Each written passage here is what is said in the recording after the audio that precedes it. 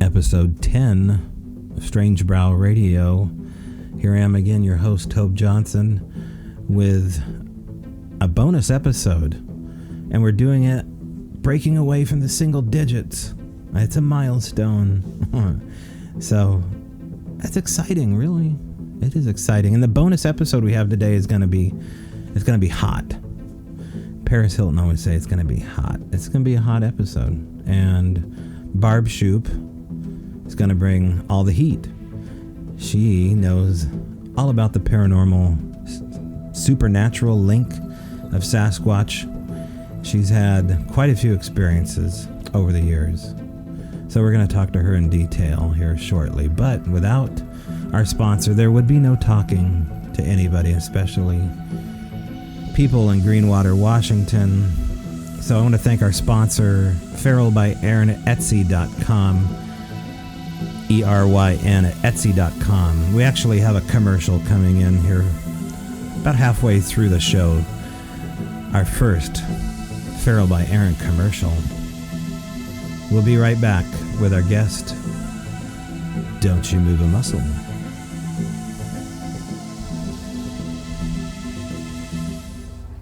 Greenwater, Washington, north of Mount Rainier, a beautiful little sleepy town, I guess you would call it, with a lot of legends, folklore, and reality. Barb Shupe began to uncover that reality in her early 20s and has been doing it ever since, taking not only reports from her friends and family, but from locals of the community working at the local store in town. So you're about ready to join a conversation already in progress from that perspective. Barb Shupe, Squatching with Barb and Gaby on YouTube, really digs in deep to not only the phenomena itself of Bigfoot, but the paranormal, supernatural weirdness of it all. And there's no better example than her cloaker video, and we'll talk more about what that is. So, as I said, from her days in Greenwater in her early 20s, a conversation already in progress. Barb Shupe. I moved to Greenwater when I was about 28, I think. And there's a trail up here behind my cabin. And the very first time I walked up the trail, I found a couple of broken trees and a perfect footprint. But, back then I didn't really know anything about them. And, other than that one footprint, if I hadn't had a visual, I wouldn't have known to look for things like structures or what the different vocals would sound like. It got my interest, but I was thinking, it was just one lone individual that was just passing through to another place. And being such a small community, everybody knows everybody and everybody knows what's going on. And nobody ever talked about Bigfoot. So I just kind of assumed that since it wasn't something that anybody ever talked about, that they just weren't here. So, in the years after that, there were a lot of experiences that I had, things I'd find in the woods, things that I hear. And I can remember a few times even thinking, gee, I wonder if that's something a Bigfoot might do. And then I'd automatically just think, no, we don't have any of those around here that, if we had them here, I'd know about it.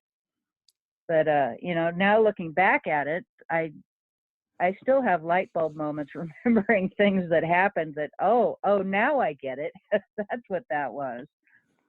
Right. And as far as the area itself, is it teeming with reports throughout the generations dating back to the Native Americans and before? It is. It really is. After I realized what was going on here, I started asking the locals when they'd come into the store, and I was shocked at how many people actually had an experience that they just didn't talk about. And even the people that didn't think they'd had an experience, it opened up conversation. And once you start talking to them about it, they go, oh, you mean they throw stuff? Well, we had somebody throwing stuff at us. We thought it was just kids messing around, or we just assumed that it was this or assumed it was that, or because, if Bigfoot isn't something that's in the front of your mind as a possibility, it's not going to be something you go to as an explanation for something. And right. If you don't have an explanation for something, well, then it just kind of gets lost. It doesn't attach to anything and you forget about it. Right. And, I've even found that with my own self. I'm sure maybe you've been through this before where you're pushing back the idea that it really happened and always trying to rationalize it because you don't want it to be something that is misunderstood. You want to understand what's going on. So it's just easier to find a rational explanation. But what you're saying is that Bigfoot is rational. It is. It is. Once you know they're real, they're as rational as anything else. It's only unrational to the people who've never had an experience. To people who are just, they want to think it's real, they want to believe, but they don't really know. Once you really know, once you've had that experience, it's as real as anything else that's out there. But there's characteristics, and we'll get into some of that. I guess we could just get into it now. These other characteristics of them, the non-flesh and blood characteristics, you would agree that those are just as prevalent as the physical ones? Oh, definitely. Yeah, no doubt about it. The first good sighting that I had up here on the hill, it was Gaby and I were just out for a walk one afternoon, and we saw the herd of elk run by, and right behind it, my first thought was gorilla, but we don't have gorillas here. And it was like, oh my gosh, it's Bigfoot. And he just walked right on by right after the elk. The elk were running, he was walking. And, it was partly hidden behind the last leaves of a vine maple tree. And there weren't a lot of leaves there, but just enough to hide most of the body. I could clearly see it from like the shoulders up, the face, the head, everything. And as I watched it walk, it only needed to take one more step and it would come out from behind those leaves, and I would have a full body view of it. But when it took that step, and it just like stepped behind an invisible curtain. It just disappeared. And, I stood there and stared at that spot for 10 minutes trying to figure out where it went. And at that point in time, I'd never even heard of things like cloaking. I didn't know that was an option. And when I finally took my eyes off that spot and looked at Gaby, she's looking at the same place I am. So I know she saw it too, and for me, it was like, oh my gosh, I saw Bigfoot. But how do you tell people you saw Bigfoot, which in itself is taking quite a leap to tell people, but then to tell people that you saw Bigfoot and it vanished into thin air? Well, that just didn't fly. So, I went back up to that spot for every day for weeks and looked at it from every angle, from every direction, trying to figure out what happened. And finally, I rationalized it into, well, it must have just dropped flat to the ground faster than my eyes could perceive and crawled away behind a rise of ground, which, thinking about it rationally really doesn't make much sense, because it's really, really difficult to figure out how, something that's 800 plus pounds can drop away so fast you can't perceive it when it's 10 feet tall. I mean, and it wasn't like it was a great distance from me. It was only about 100 feet. So you rationalize these things, and even then I didn't accept that it was cloaking for another almost 2 years, until I happened to get the cloaker video on camera.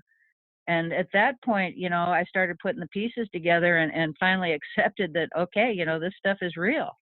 And it doesn't just stop with the cloaking either. It was, I think the next summer after that I went over to the Blue Mountains to Tom Cantrell's research area and spent a week over there. And, he had told me things were going to happen that, I just, accepted, okay, well, it will or it won't. And I never realized the things that would really happen while I was there, as far as like the eye glow that doesn't need any external source. That's something that they can turn on and off. And I witnessed it 3 times on that trip, twice right at the edge of camp.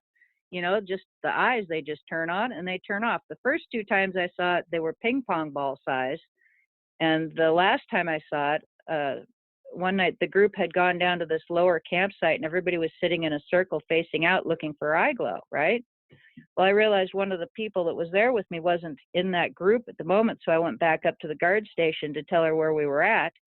And on my way back down, I was walking under the trees and it was pitch black, and about 30 feet from me where my tent was under the trees, I looked that direction, and about 10, 12 feet off the ground, there's these 2 tennis ball sized red eyes looking right at me.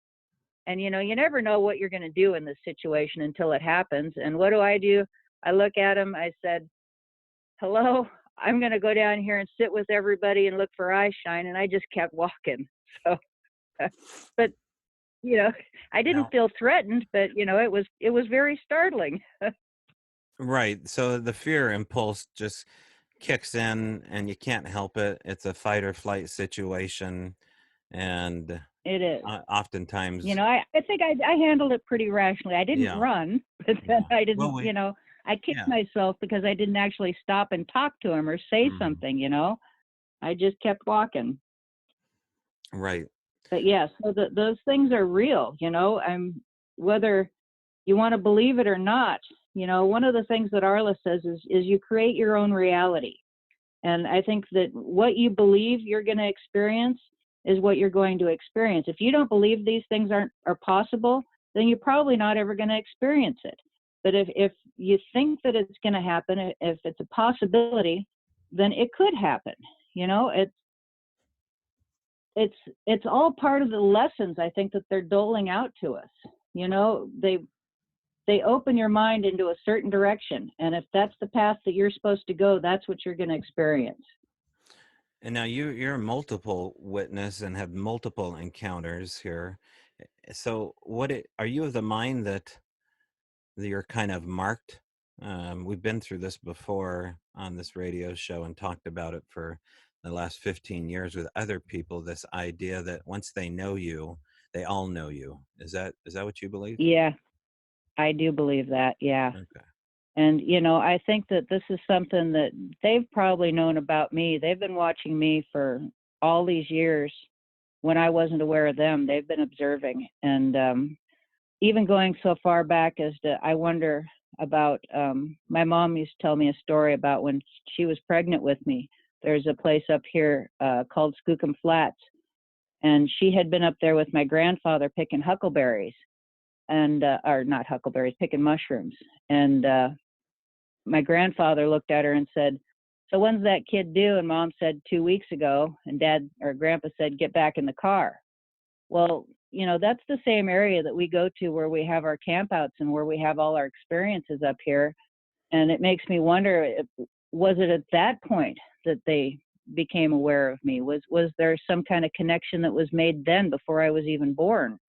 This, because it's something that's been with me my whole life, this need to be in the mountains and in the forest. And, maybe it's just something that they were waiting for me to live through enough life experiences that I was ready to deal with this.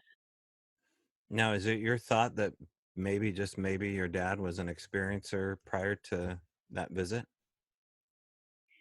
I really wish that my grandparents were still around so that I could ask them about it, because it's not something that, I ever really had the chance to discuss. They both passed away when I was still pretty young. And, my mom didn't really want to talk about it much. And, yeah, it's something that I really wish that I'd asked questions about before, but, now it's too late and I don't really know. Right. What do the locals call Bigfoot Sasquatch out that way? Is there another verbiage that they use? Well, most people just call them Bigfoot, Mm-hmm. Bigfoot or Sasquatch. I've gotten used to calling them the forest people. Now that I've, had all these experiences and learned so much, I'm sure that they're just another form of people. They're humans, not quite like us, but definitely human. So to me, they're the forest people. And what about individual names? Do you have individuals that you've named? Um, for a long time there was one that I thought of as Mama Bigfoot, and one day I was out walking the trail and I was just talking to him because whether they're there or not listening, you just kind of talk to the woods and say hello, and I was getting a little frustrated. It had been a stretch since anything had been going on, and I just said out loud, it sure would be nice if I just had a name, just tell me a name. Well, and this is a story that I haven't really told before. It's kind of new, so most people may have not heard this yet. But I was coming back down the trail, and I said that out loud, that I just wanted a name. Well, the next morning I woke up And this very intense dream that I had. And as I woke up, I had this sense of something rushing out the window, which is right here beside my bed. And in my mind, I was a little confused. I woke up thinking, me? What do you mean, me? In my mind, it was like this white screen with this big green block letters, KOW-ME. And I was trying to figure out me, what is me? Are you talking about me? What is me about? And I was confused. Well, I got up and I went about my day and I kind of forgot about it and I did what I needed to do. And later on that afternoon, I started up the trail for a hike and I wasn't 100 feet up the trail and it felt like something just slapped me alongside the head. And all of a sudden it was like Comey. Oh, it's the name. I was given the name. They told me Comey is the name. And because I had heard it pronounced in my dream, but I didn't make the connection as to what it was about. And I think that they showed it to me visually in my mind just so that I would get the pronunciation right and remember it right. And that's one thing that Arla tells me is that they don't really care what you call them unless you are given their real name. And that's something that you need to pronounce properly. So Comey, I think that's Mama Sasquatch, the one that I've always thought of as Mama.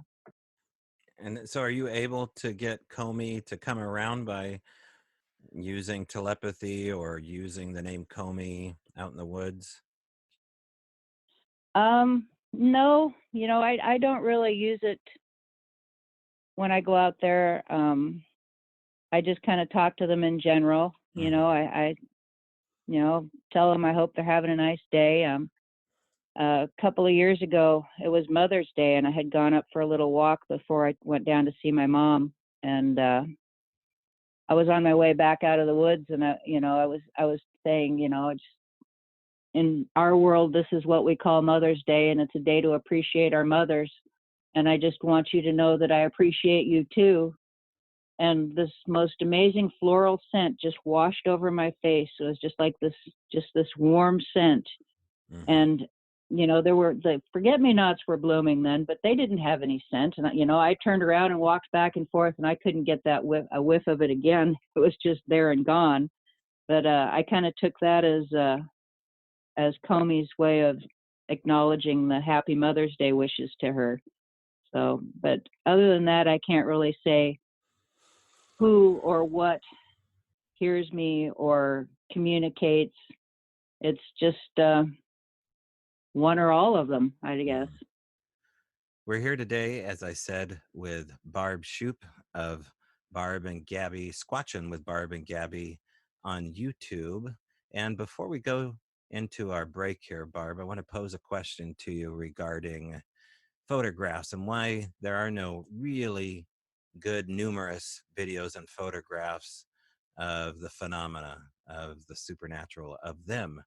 So hold on to that question here. Think about it. We're going to go into a commercial break here. We'll be right back. I want to thank our sponsor, Ferrule by Aaron, yet again. Now, I've mentioned time again on the show that Ferrule by Aaron is our one sponsor, but with a sponsor like this, you don't need any more because the fact is that these spirit tools actually work. And what do they work with? Well, they work with the elements of the earth, and they're housed and built by an artisan out of the Olympic Peninsula, Aaron Jackson. Check out Ferrule by Aaron, ERYN, at Etsy.com. Drums, rattles, smudge sticks, and coming soon, alchemy boxes. These are one of a kind, each one of a kind. We're not talking about a factory here. And as two people told me, her instruments sing, and particularly the drums. So check out Ferrule by Aaron. Give it a like, review, subscribe, share, go on the Instagram, and give it a little love. May give it right back to you. Ferrule by Aaron at Etsy.com. All right, we're back with Barb Shupe, who also is a proud owner of a Ferrule by Aaron spirit drum. Is that right, Barb? That is correct. Okay. Well, it's a fresh delivery, and I wasn't on site to see the process take place, but I did see a lot of the building of it from the ground floor up. So describe everybody what kind of treasure, what kind of spirit tool you got, and maybe some experiences you've had since you've had it. Well, I saw a something that Erin had made online, and I went and checked out her site, and I was just really taken by her work. I've been wanting my own drum for quite some time, but I had yet to come across one that really spoke to me. And when I saw what she was making, I knew I'd found the right person to make my drum.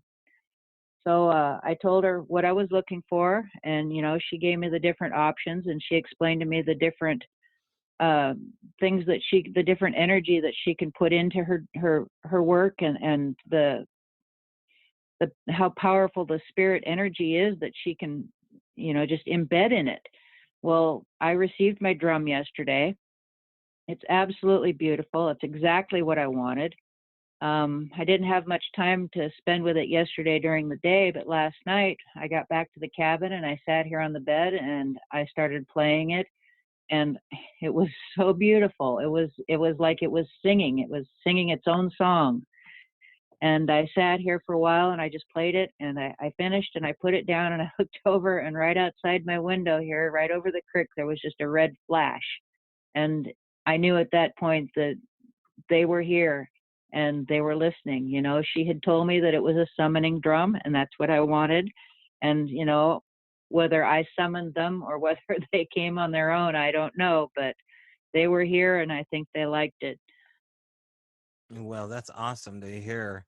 And the testimonials mean a lot. And so there you go, folks. Ferrule by Erin, the real deal. You can check out the Etsy shop. And in fact, she'll be a vendor along with me at the International Primal People Convention coming up the April 26th through the 28th. But we'll talk more about that towards the end of the show. Now, let me get you back to the question I posed before the break here. Photographs. Why can't we get a good photograph? I think that they're capable of being here and capable of not being here. Whether it's a different dimension or they're moving in time, whether they're just becoming invisible. I think that when you have an experience, you experience what they want you to see, what they want you to hear, they want you to feel. And I think that when you do have an experience, it's deliberate. And if they want you to get them on film, they will. That's what you'll get. If they don't, well, then it's not going to happen. I think that there are people that get pictures that are a little blurry. Maybe that's because they didn't want to be seen. They're there. You sense something's there, but that's all you're going to get is something that's blurry, something that's never going to be definitive. It's never going to be proof of anything. I got the cloaker on video, and I think that's something that was intentional. That was something that was meant to happen. I think when Roger and Bob got Patty on camera, that was intentional. That was something that was meant to happen. When you have an experience, whether you're holding a camera or not, you're only going to see and you're only going to record what they want you to have. And I think that when I'm out in the woods, and I'll literally tell them, I'll say, okay, hey, I'm going to record now. If there's something that you want me to share, go ahead and do it now, because I've only got this much battery, and, or I'm going to turn it off at this point. If you don't want to be on camera, you don't want me to share anything this week, just wait until I turn it off. And that's fine. I'm more than happy to have the experience and tell about it later. You got to be respectful of their home and of their lives and their existence and the things that they're trying to teach us, the lessons that they have to pass on to us. So having a camera on you is, I don't think, nearly as offensive to them as just putting out, say, trail cams or recorders and things. We've tried that and it didn't work out very well. But, when you carry something on you, I think that makes a difference. But yeah, as far as what you're going to get, it's what they're going to give you. Well, a couple times you've alluded to a video that I've seen, maybe some of you haven't seen. Barb, you're talking about the cloaking Bigfoot, and if you go to her YouTube channel, you can definitely find it there. And what we're talking about is a daylight sighting with you with a camera in your hand and a couple of people around you. and you swing around Yep. into the woods and you hear something, and then later you notice something? Or did you tell people exactly what happened during that day? Well, it was our second camp out that we had had, and it was the first day. We had brought, I think there were 9 of us that day. Came up, and we were just going to go for a walk up the trail, and I was going to show everybody some structures and broken trees and just interesting things in the woods. We weren't very far from the cabin. We kind of split up. A few of the people that had already been off into this stretch of woods went up the trail a little ways. There's some logs there where we like to sit, and they sat there. The rest of us cut off into the woods, and my friend Sandy, she went with us, but then continued farther back into the woods because she had a gifting area back there she wanted to go check. So that put it down to, I think there were maybe 4 or 5 of us that were actually looking at this one broken tree. Well, when my camera was attached to my walking stick and it was on and recording, but I wasn't really paying any attention to it. It was just a in case we hear something or see something type of thing. So I'm standing there pointing out this broken tree, and about 70 feet in front of me, I see this small, not tiny small, maybe, small female human-sized person, maybe about 5 feet tall, just kind of pops up. It's covered in black hair. It has no neck. It's just kind of this triangular shape. It just pops up and it takes off running to the left. And of course, part of the tree that was in front of me blocked me the view. And then Sam kind of stepped over when I'm going, hey, what was that? And I could see it as it came out to the other side of the tree. And I mean, it was all arms and legs and just mowing over little trees and bushes. And then it just was gone. Well, I knew that the camera was on and aimed in that direction. So I kind of had hopes that I had caught that on camera. Well, we went ahead and finished our walk for the day. One of the interesting things that happened after that was the people that had gone up the trail and sat on the log, which was maybe 100 feet from us, had heard the commotion, and my dad's wife was sitting there looking in that direction because her little dog was in her lap, looked in that direction, didn't see anything, and looked back. And when she looked back right across the trail from her, she saw what she described as a little black monkey. A little baby came head first down a tree and disappeared into the brush across the trail from her. So that was a second sighting that happened at that time. So then Sandy comes back. She doesn't know about any of this. We had already prearranged that we would meet her up farther up the mountain. So she's coming back out, and she can hear this woman's voice up on the hill, and it sounded like calling her kids. So here she's thinking that that's me up on the hill calling the campers and talking to them like they're children. And she's thinking, well, geez, Barb, why are you talking to the campers like they're kids? Well, it wasn't me. So we're thinking that would have been Mama Bigfoot. So we got back to camp that night, and, I'm looking at the little screen on my iPod, and all I can see is this little blur, and it's like, what the heck is that? So I go and I put it on a little bigger computer screen, and at that point, I can see what it is, and I'm thinking, well, no, this isn't possible. This is like Predator. This is like Hollywood stuff, and my little iPod cannot do Hollywood stuff. So then we put it on a bigger computer, and we're kind of sitting around going, oh my gosh, what the heck? Well, then my dad had his motorhome there that had the big screen TV in it, so we put it on that, and at that point, it's like, okay, at that point, I started crying. I was so shocked and stunned and just floored, because up until that point, everything we had done had been, there had been no woo. I had heard about it, it was a peripheral thing, but it wasn't something I was into. And I was just so shocked that this was something that I had got on camera.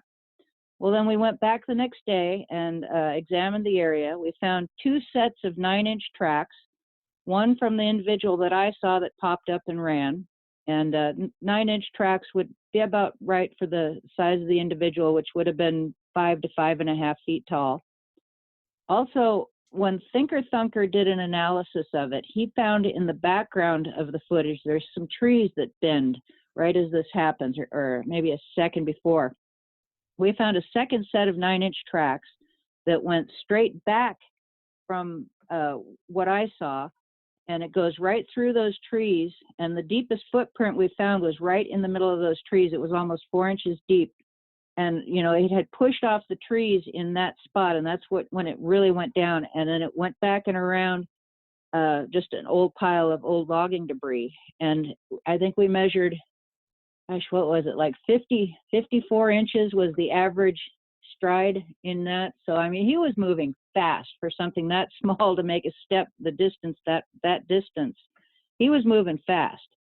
And we found the trackway from the one I had seen had gone up over another bit of old logging debris and had jumped down into kind of a hole between some old rotten logs, and that's where when he had disappeared, was when he had jumped down into that hole.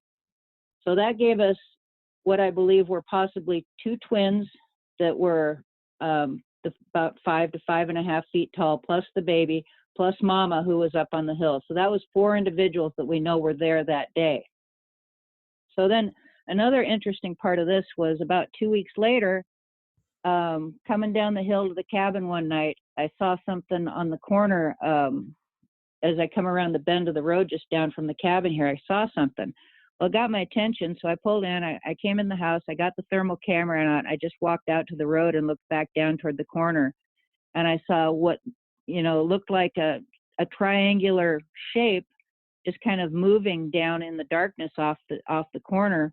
Well, then another triangular shape kind of comes out, and then all of a sudden I see this tiny little triangular shape come out and walks right between them, and then it clicked. Oh my gosh, it's those two twins and the baby again. So at that point I started recording, but the baby had already moved off. I didn't get it, but I did capture the two triangular shaped individuals. I think they were squatted down, and at one point one of them kind of moves off a little ways, and you can see one arm reach up and then back down. And I watched them for several minutes, and then I heard something in the woods beside me, and I turned and I looked back, they were still there, and then my arm got tired. I kind of switch hands, and in the time that it took me just to switch hands on the camera, they were gone. So that to me was the validation that it was the two twins with a baby that were there. Right. So And I'm looking at the video right now as I'm talking to you and going over the movement from it moving from center right screen to the left side here. And what people need to imagine is basically almost like water and wind as far as fluidity, this movement of pixelation within the brush that seems to kind of have a very crisp border, moves without effort and extreme speed, yeah, just like you would see in the Predator. It's not an yeah, elaborate stretch to use that word. In fact, it makes me wonder whether or not Hollywood didn't know about this phenomena well before everyone started to experience it, because where would they get this idea that you could even bend light like that, if that's what we're seeing at all? But it seems to be like refracting light around shoulders and a head.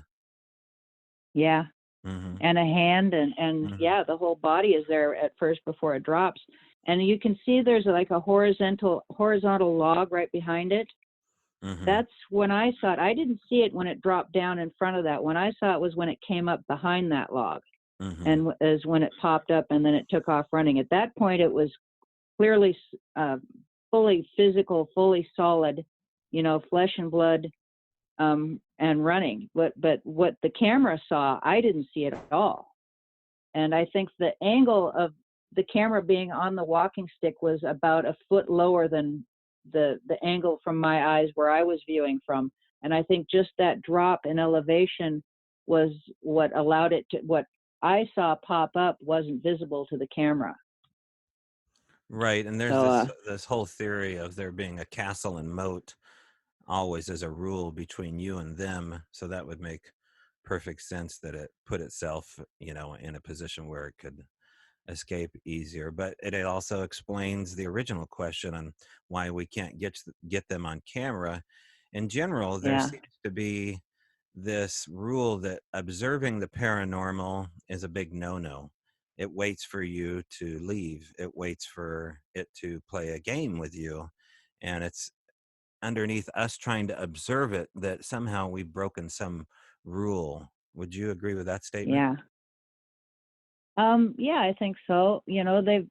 There's obviously a reason that they don't just come right out and, interact with us and let us Mm-hmm. record them. That there's some reason that they have that's just not allowed. Mm-hmm. And on the rare occasions that it does happen, I think that it's meant to be. One of the things that um, might not be well known about the video is that just seconds after it happened, there was a glitch in the video. Now, after it happened, I ended the video that was recording and then started it again. So that glitch was just like a couple of seconds from the end of the clip. Well, when I went to edit it to put it into my video, I couldn't get it to go through my movie maker with that glitch. So I had to trim that out. So those last few seconds when I'm going, it went that way and I'm describing what I saw, had to be trimmed out because it wouldn't work.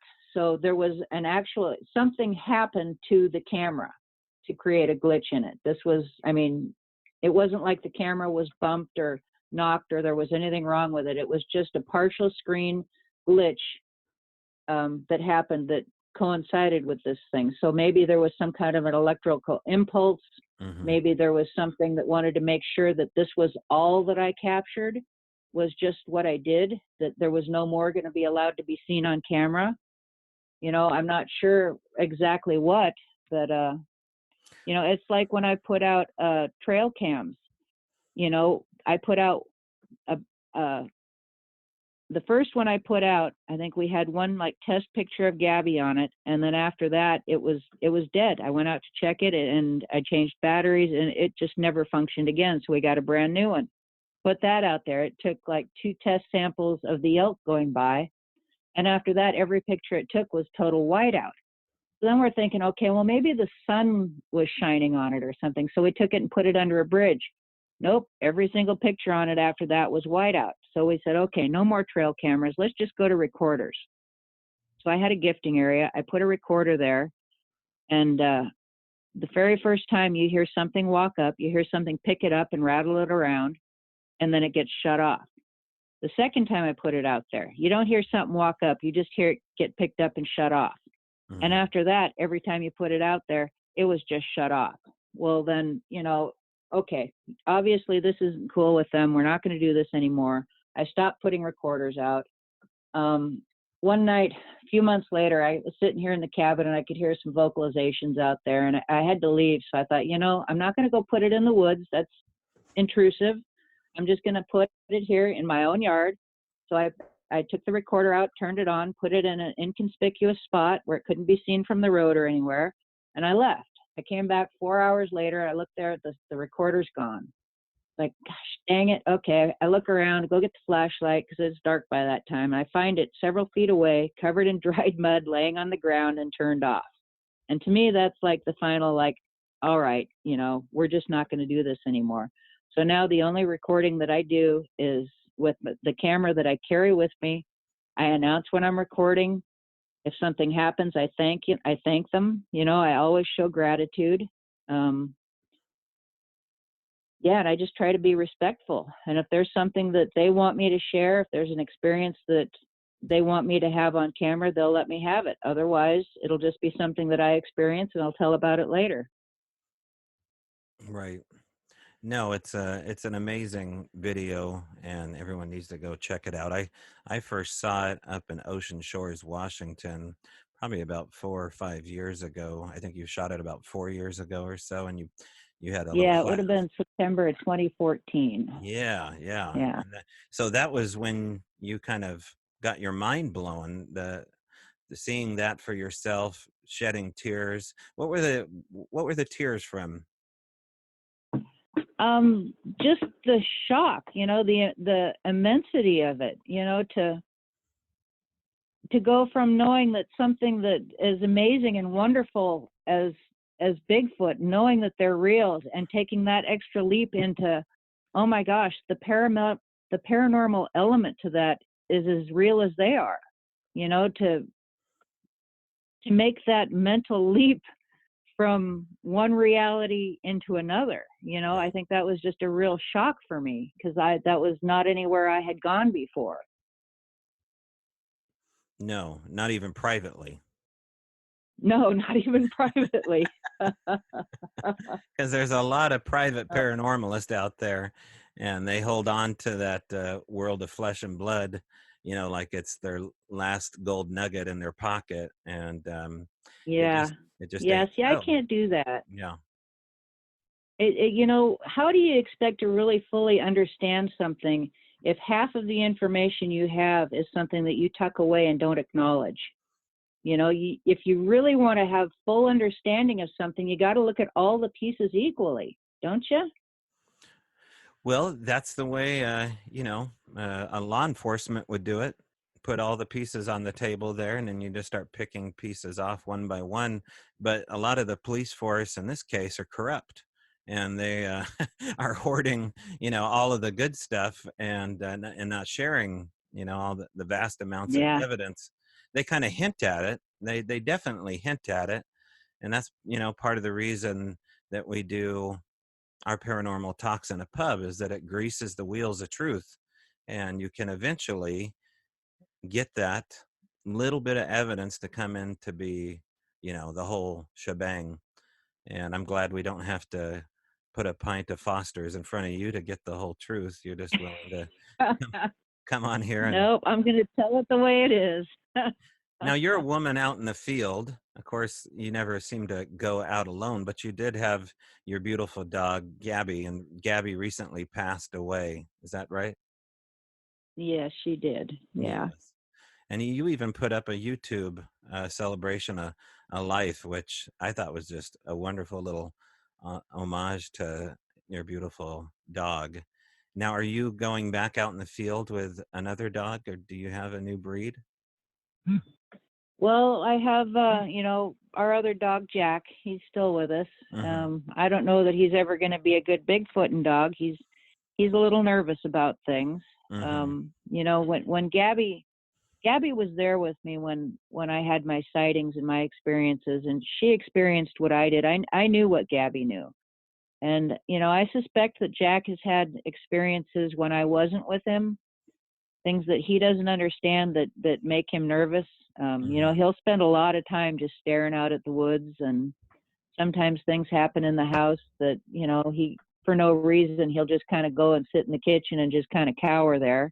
Especially in the summertime when the windows are open. It's like I don't think he's quite as comfortable with it as Gaby was. So I think here maybe soon when I find the right puppy, we'll find a new dog to be with me in the woods. It'll no dog is ever going to replace Gaby, but Mm-hmm.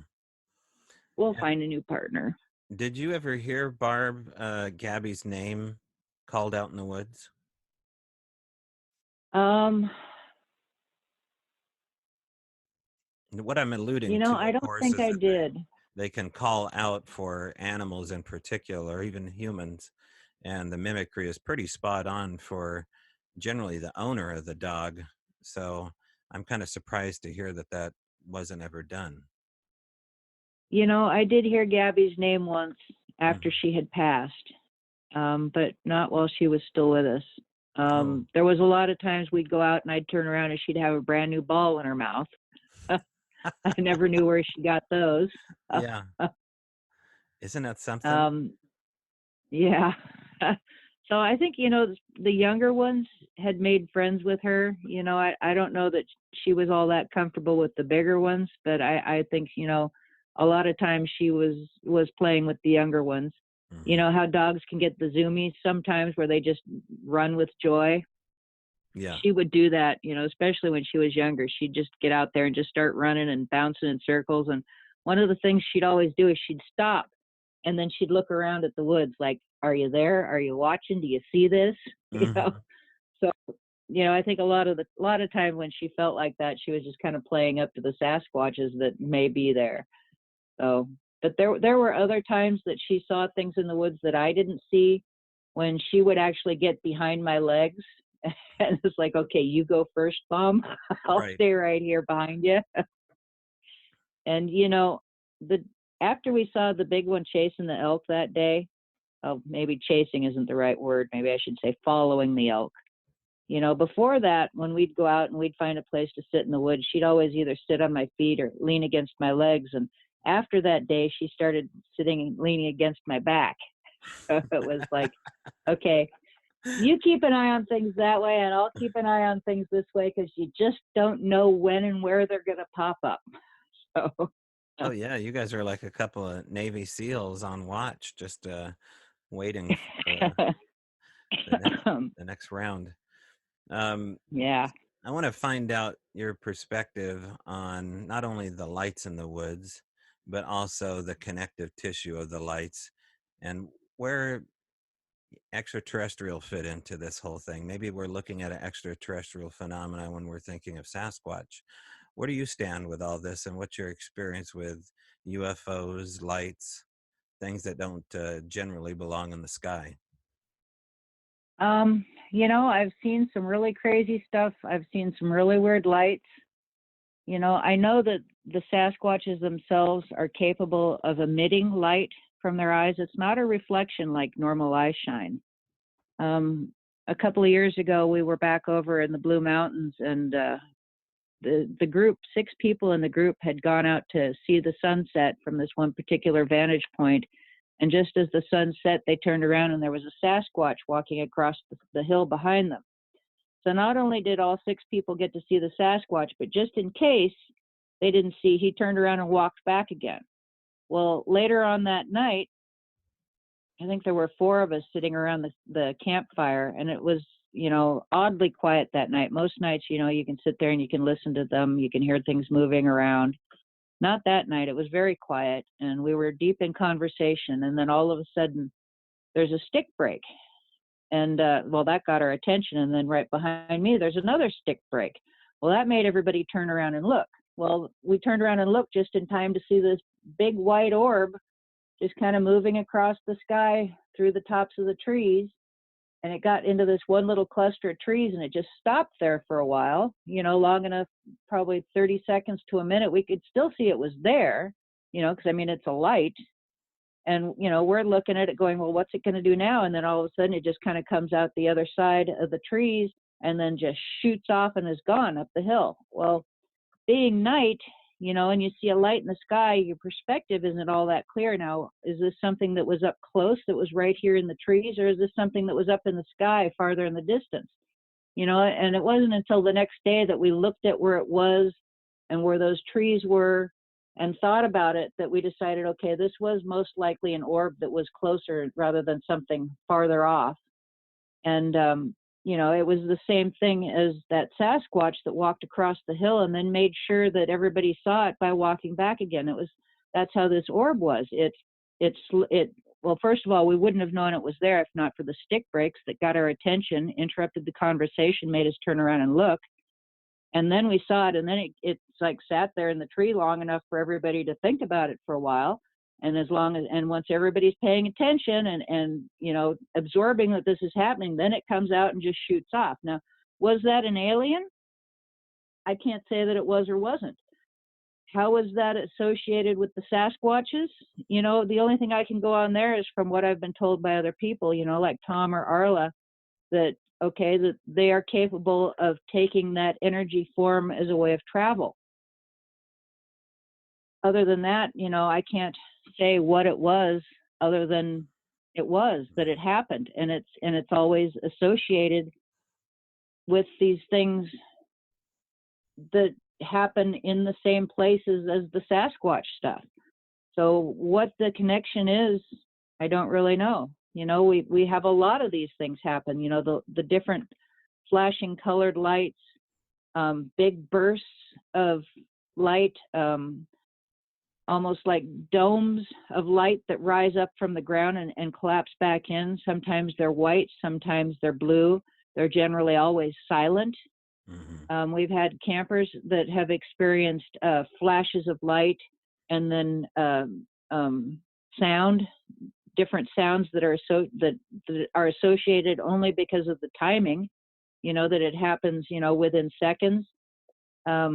Was it last year? We have one lady that comes from Scotland to join our campouts, and she's always been very terrified. If she has to go to the potty tent at night, you walk with her.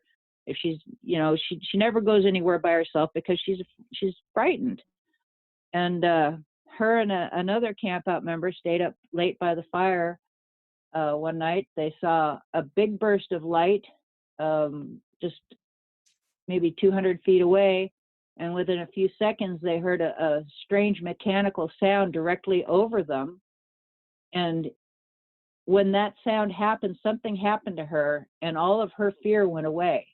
She was no longer afraid, and she's still not afraid. At that point, she became the one that offered to walk other people to the potty tent. There's lights that are associated with being in your tent at night. You see the white light on the outside of your tent, and it's not like it's a flashlight beam. It can be like sparkles that come through the tent, and they're inside. You're looking at all these little sparkles, and that happens, and then you hear the footprints. When there was Kevin and Sandy had their experience with Click last year.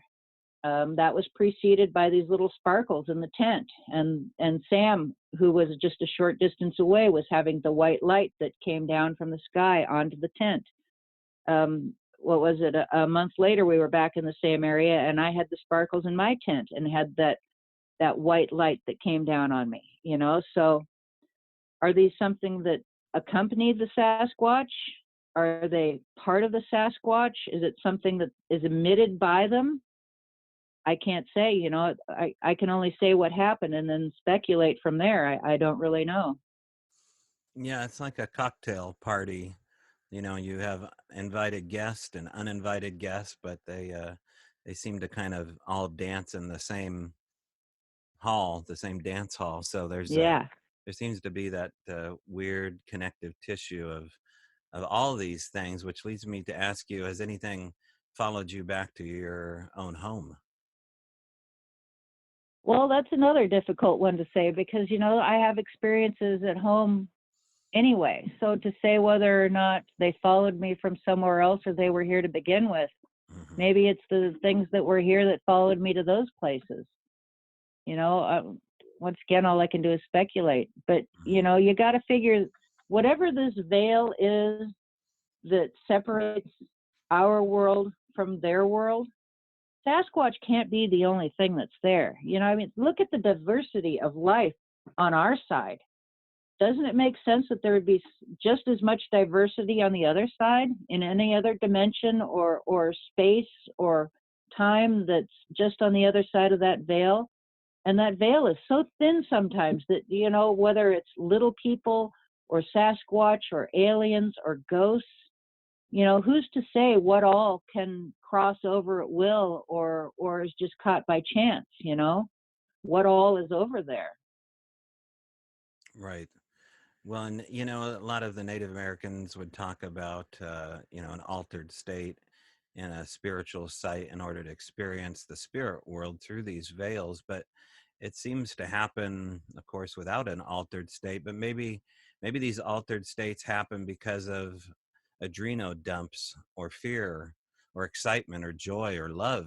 It seems like, and I don't know if you'd agree with this, but when you're out with somebody that you really connect with and you have a good time with, if you have a really almost sister-brother relationship with this person, I found that those are like, tuning forks for excitement. You find that frequency with an individual, and it could just be one person, it could be a couple, but generally it seems like one other person, and that's who you have your experiences with. Have you found that? Well, I've had plenty of experiences when it was just me and Gaby. And, when Sandy and I would go out together, that would just be two of us and we'd have amazing experiences. But then, when our group gets together, the way I see it is, we all have our own energy and our own path and our own experiences. And many of our camp out members have their own experiences and their own things that they bring to the group. But when we come together, we're all like-minded and we're all, like a big family. And I think that we have this collective energy that invites the forest people and these lights and this energy, it just comes to us. And I think that's why we're so successful as a group at having all these experiences, is because we create that energy when we come together. You know, it's just the collectiveness of it, and it's a beautiful thing. And you know, I think that it's a lot of it has to do with your emotional state. You know, because there's been times when the energy in camp wasn't that great, and you know, it really makes a difference. You know, when everything is going and it's flowing smooth and everybody's happy, that's when we have the great experiences. You know, when there's a wrench gets thrown into it, when things get messed up, when things aren't the way they're supposed to be, that's when things kind of drop off and it doesn't happen right. You know, so Yeah. I think it's about the collective energy with a group. Would you say, Barb, that this has made you a better person? This hobby of yours, these experiences, has it increased your happiness?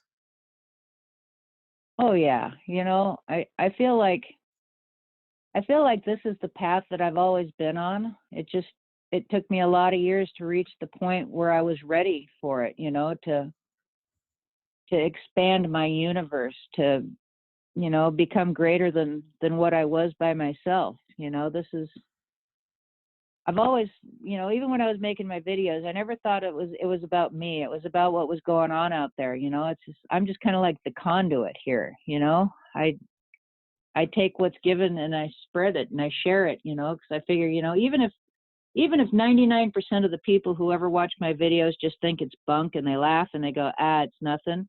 If it just reaches that 1% that needs validation, that needs inspiration, you know, just to get out in the woods and have their own experience, then job well done. I'm happy with it. Right. And if you watch your videos, you're rarely even in the videos. You're always behind the camera instead of front of it. Right. Well, because it's not about me. Mhm. Gaby was the face. I was the voice.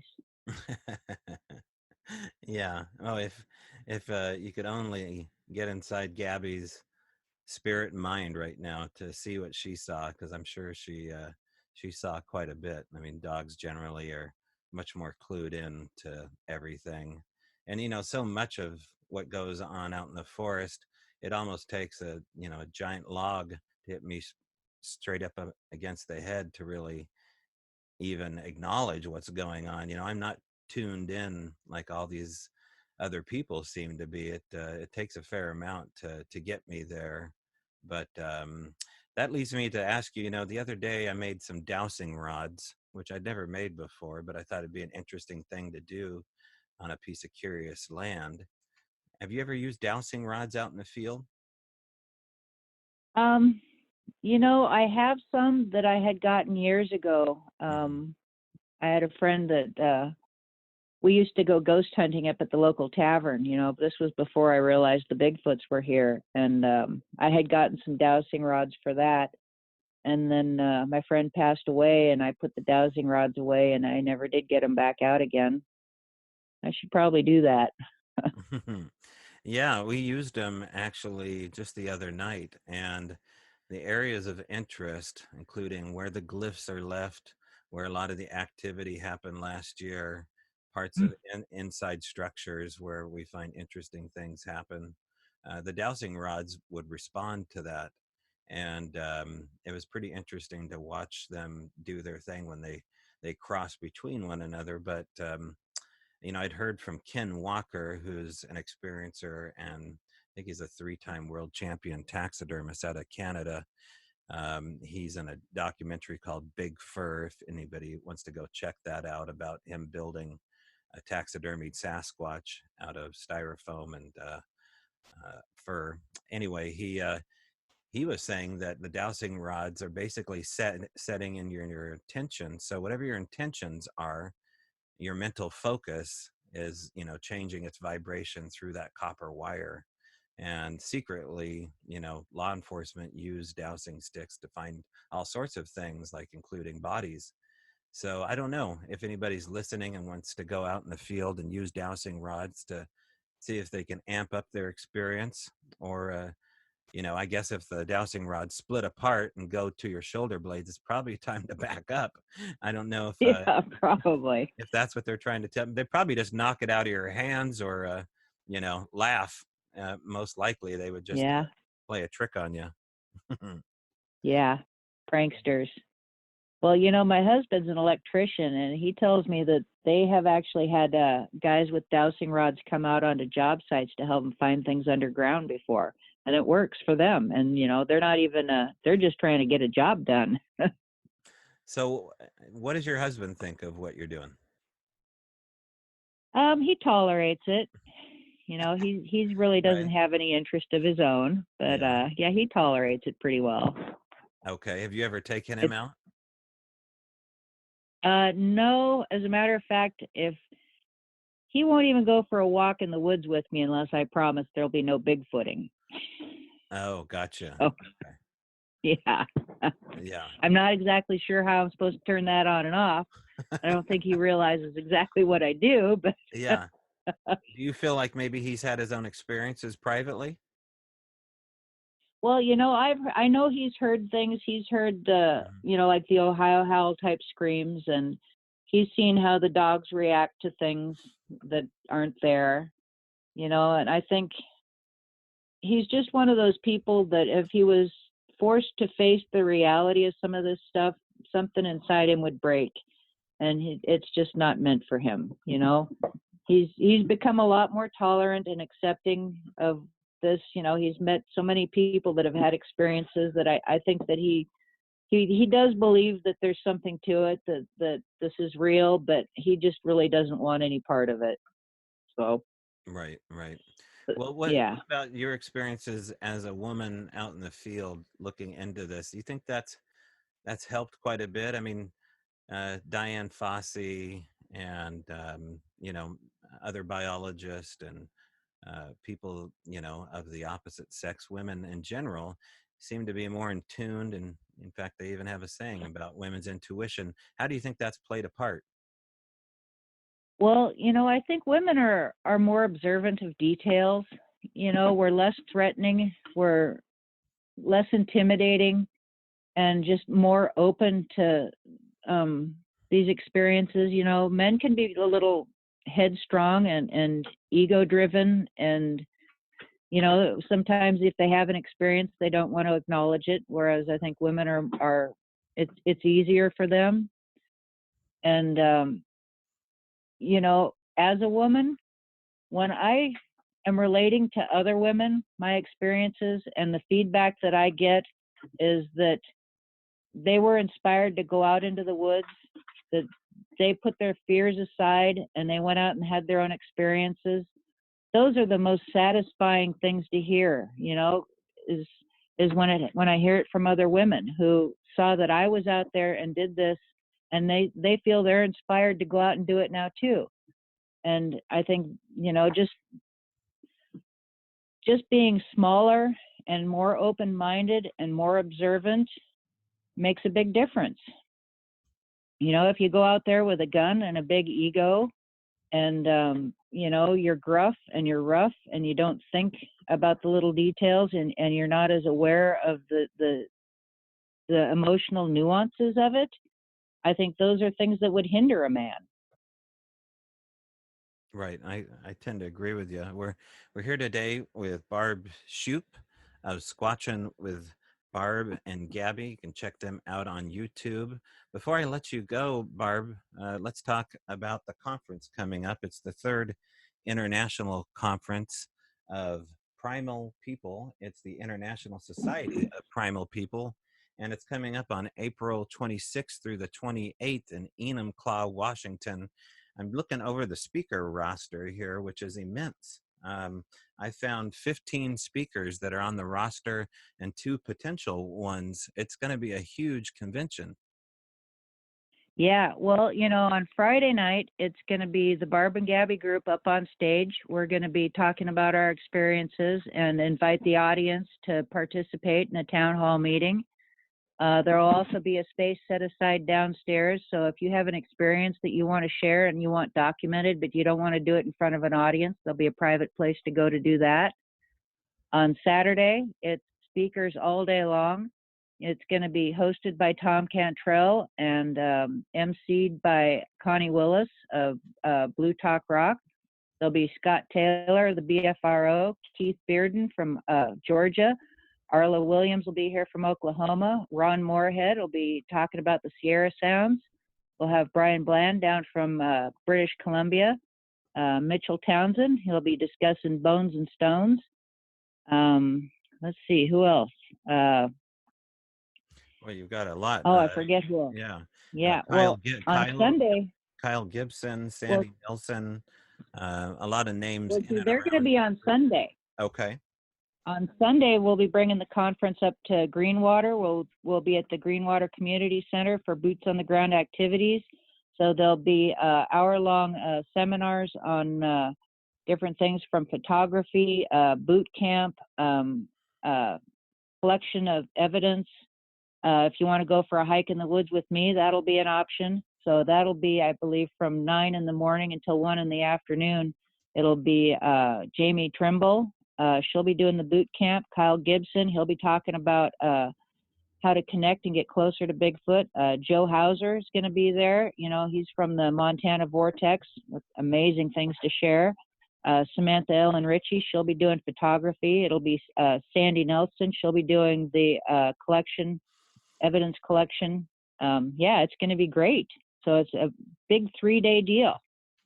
You can go to the ghostofrubyridge.com to look at tickets and all the classes that we just mentioned. And it's going to be at a convention center not too far from your house. Its address is 1456 Roosevelt Avenue in Enumclaw, Washington. But just go on to the ghostofrubyridge.com. You can take a look at this beautiful, it's almost like an old style log cabin look outside, but it must be pretty large from the picture I can see of Tom Cantrell on the floor there. So can you seat a couple hundred in this venue?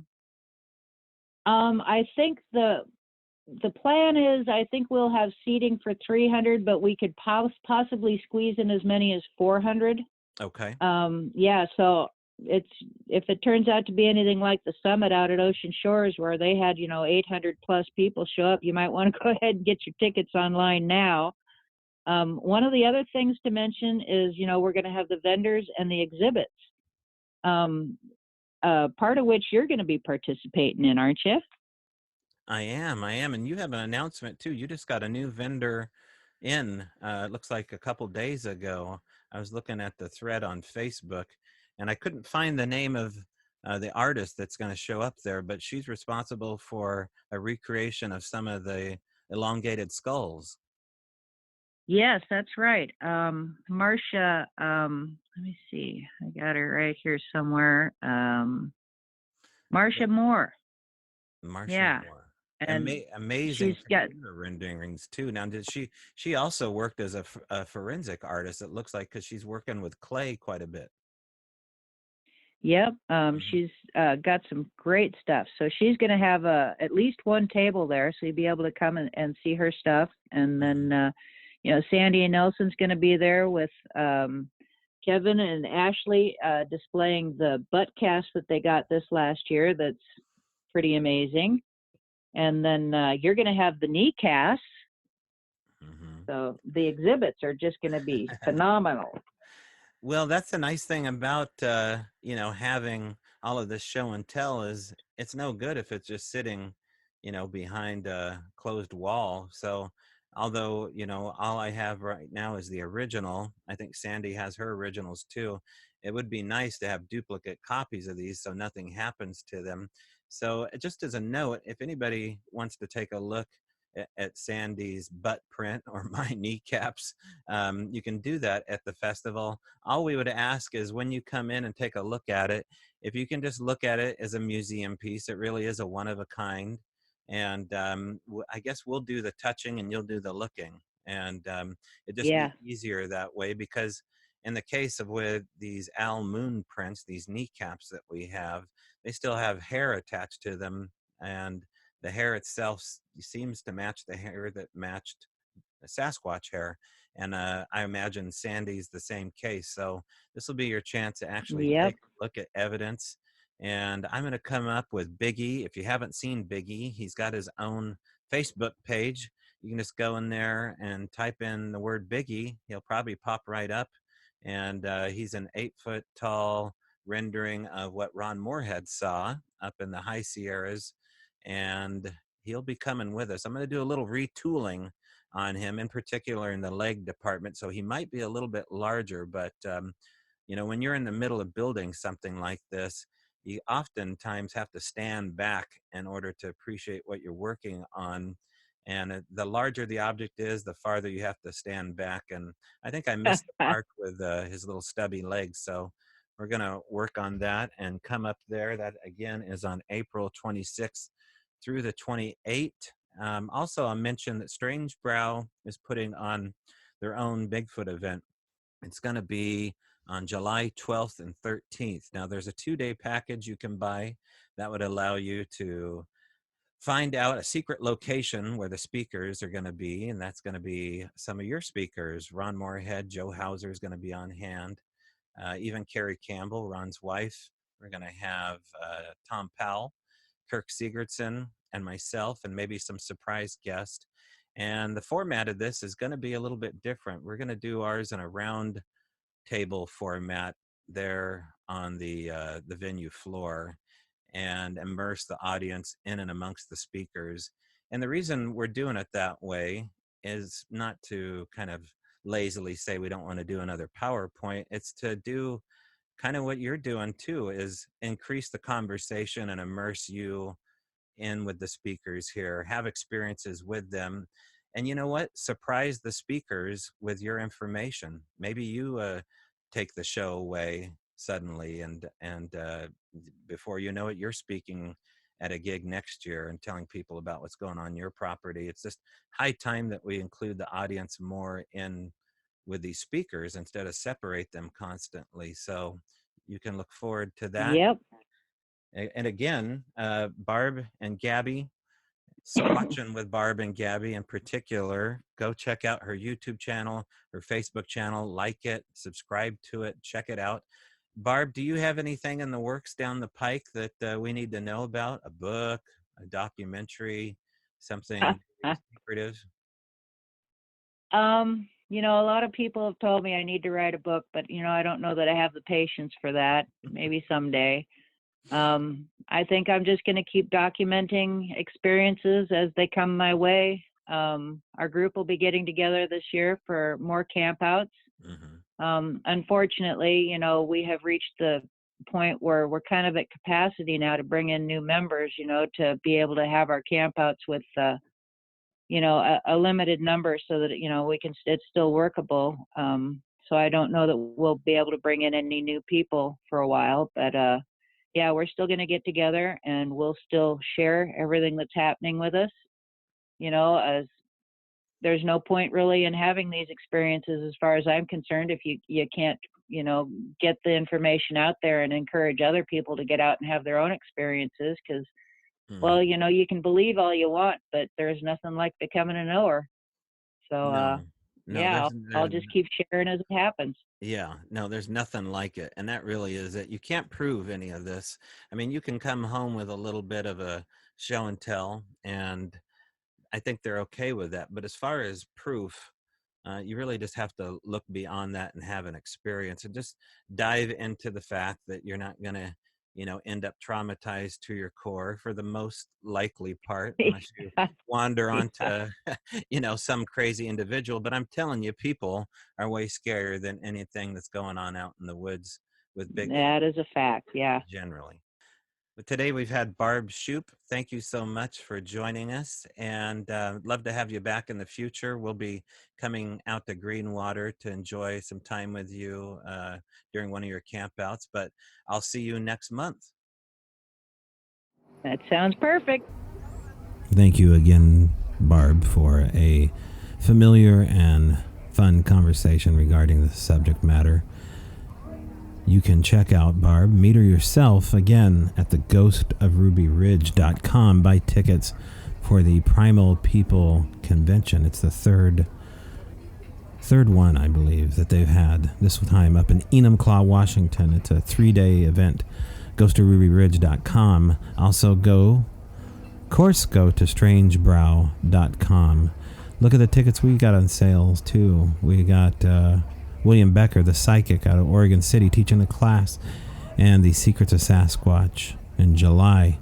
Also, our ESETI retreat will be online as of April 1st, so you don't want to miss that. That's Labor Day weekend. Remember, you can catch us every second Saturday of the month at the Axe and Fiddle, Cottage Grove, Oregon, 657 East Main Street, 3 to 6 p.m. every second Saturday. Anna's show will release every bloomin' Monday. So, I better get busy, huh? All right, folks. Thank you again. And of course, as always, from here to there, looking under the ferns, you will see me, and I will see you in the trees.